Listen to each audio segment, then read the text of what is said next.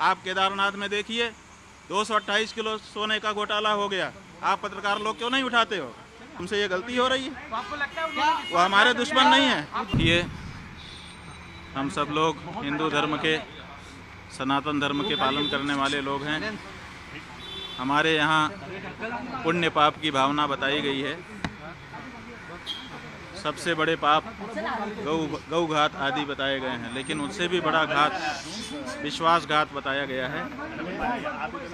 आपके जो उद्धव ठाकरे जी हैं, इनके साथ विश्वासघात हुआ है और इसी बात की पीड़ा बहुत सारे लोगों के मन में है। तो आज हम यहाँ पर उनके अनुरोध पर आए, उन्होंने स्वागत किया। हमने उनसे ये कहा है कि हम सब के मन में इस बात की पीड़ा है कि आपके साथ विश्वासघात हुआ। जब तक पुनः महाराष्ट्र के मुख्यमंत्री की कुर्सी पर आप विराजमान नहीं हो जाते, तब तक हम लोगों के मन का ये जो दर्द है, ये पीड़ा है, ये दूर नहीं हो सकती है। तो उन्होंने कहा है कि जैसा आप लोगों का आशीर्वाद होगा हम करेंगे। महाराज जी, लेकिन हिंदुत्व की बात कर रहे हैं कि जो विश्वासघात की बात कर रहे हैं, उद्धव ठाकरे से निकला, वो कहते हैं कि हिंदुत्व हमारा हिंदुत्व है। बीजेपी कहती है कि हमारे साथ विश्वासघात हुआ है। देखिए, किसका हिंदुत्व असली है तो ये जानना पड़ेगा कि जो विश्वासघात करे वो हिंदू नहीं हो सकता है। जो विश्वासघात सह ले वो तो हिंदू होगा, क्योंकि उसके साथ विश्वासघात हुआ है। तो जिन लोगों ने विश्वासघात किया वो कैसे हिंदू हो सकते हैं? नहीं, बीजेपी का कहना है कि पहले उद्धव ठाकरे ने बाकी लोगों के साथ मिलकर उनके साथ विश्वासघात किया और यही वजह है कि बाद में उत्तराधिकारी आपको बोलते हैं हम हैं, उनके विचारों के उत्तराधिकारी है। उद्धव जी बोलते हैं हम हैं, विचारों के उत्तराधिकारी। भाई, हम कह रहे हैं कि उद्धव ठाकरे जी के साथ विश्वासघात हुआ है। अब इसी में आप समझ लीजिए। ये बीजेपी ने, इसलिए पूरे महाराष्ट्र की जनता इस बात से पीड़ित है। सबके मन में इस बात का दर्द है। चुनाव में इस बात का पता भी चल चुका है।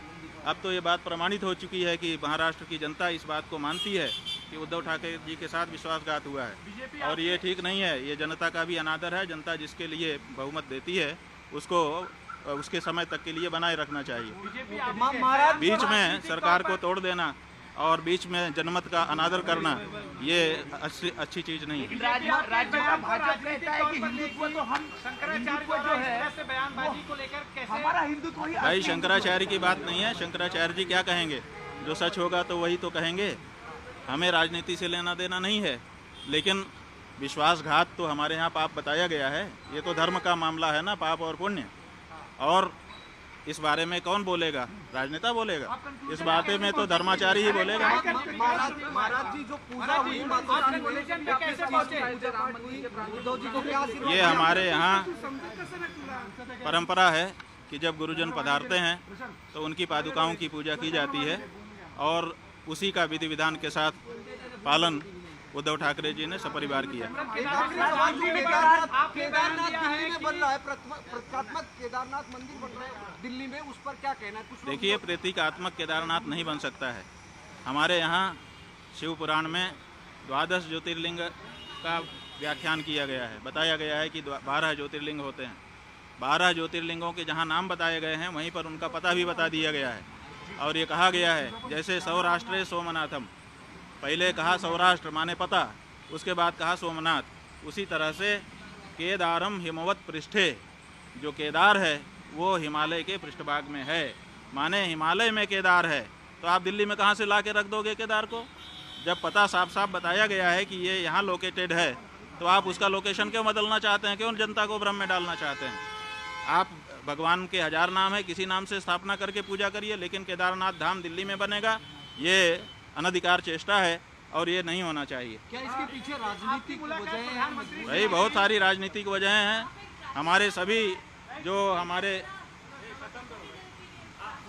हमारे धर्म स्थान हैं वहाँ पर राजनीति वाले प्रवेश कर रहे हैं, और अब हमारे धर्म स्थान में जहाँ प्रवेश करने में दिक्कत हो रही है, आप केदारनाथ में देखिए 228 किलो सोने का घोटाला हो गया।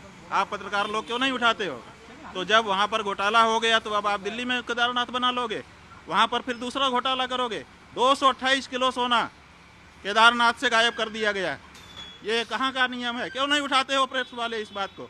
आज तक कोई जांच तक नहीं बैठाई गई। 228 किलो सोना का घोटाला केदारनाथ में हो गया। जिन लोगों ने कौन जिम्मेदार है? क्यों इस बारे में जांच नहीं होती है? क्यों भाई इस बारे में निर्णय नहीं होता है? और अब आप कहेंगे हम दिल्ली में ही केदारनाथ बना लेंगे, ये नहीं हो सकता। नरेंद्र मोदी जी से आपने कल मुलाकात की, उनको आशीर्वाद दिया कल। हाँ, वो हमारे पास आए थे, उन्होंने प्रणाम किया। हमारा नियम है, हम लोग आशीर्वाद देंगे, जो आएगा उसको आशीर्वाद देते हैं। नरेंद्र मोदी जी हमारे दुश्मन थोड़े हैं, हम उनके हितैषी हैं, सदा उनके हित की बात कह रहते हैं। जब उनसे कोई गलती हो जाती है तो हम उसको भी कहते हैं कि तुमसे ये गलती हो रही है। तो आपको लगता है उन्होंने वो हमारे दुश्मन नहीं है। उद्धव जी ने आपके जरिए बीजेपी के साथ वापसी को लेकर ऐसी कोई बातचीत? नहीं, हमारे जरिए हम कोई लाइजनर नहीं है। हमको श्रद्धापूर्वक उन्होंने बुलाया था। हम, जैसा कि हमारा नियम है, श्रद्धा से बुलाने पर जाते हैं। हम आए, उन्होंने पादुका पूजन किया और अपनी जो उनकी अपनी बातें थी वो भी हमारे सामने रखी, हमने उनको सुन लिया। ये जो बात हम कह रहे हैं वो हम अपने मन की बात कह रहे हैं और पूरे महाराष्ट्र की जनता की बात।